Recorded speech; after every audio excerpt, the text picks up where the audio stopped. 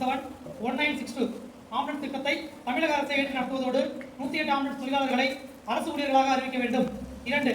108 ambulance தொழிலாளர்களின் குறைந்தபட்ச ஊதிய சட்டம் 1948 கீழ் ஷெட்யூல் ஆஃப் எம்ப்ளாய்மெண்ட் பட்டியலில் சேர்த்து குறைந்தபட்ச ஊதியம் மற்றும் பஞ்சப்படி வழங்குவதை உறுதி செய்ய வேண்டும். 3. கட்டாய 12 மணி நேர வேலையை 8 மணி நேரமாக குறைக்க வேண்டும்.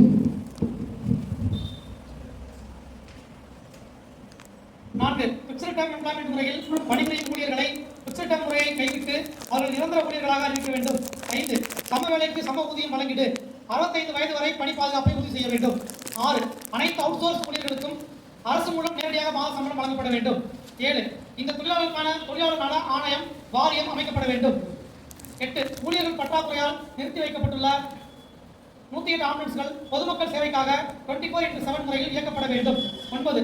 தொழிற்சங்க நடவடிக்கையால் நிர்வாகத்தால் பாதிக்கப்பட்டு வேலை இழந்த 108 ஆம்புலன்ஸ் தொழிலாளருக்கு மீண்டும் வேலை வழங்க வேண்டும். 10. பாரதிய 108 ஆம்புலன்ஸ் தொழிலாளர் சங்கம் ஏற்கனவே கொடுத்துள்ள கோரிக்கைகளை உடனடியாக நிறைவேற்ற வேண்டும்.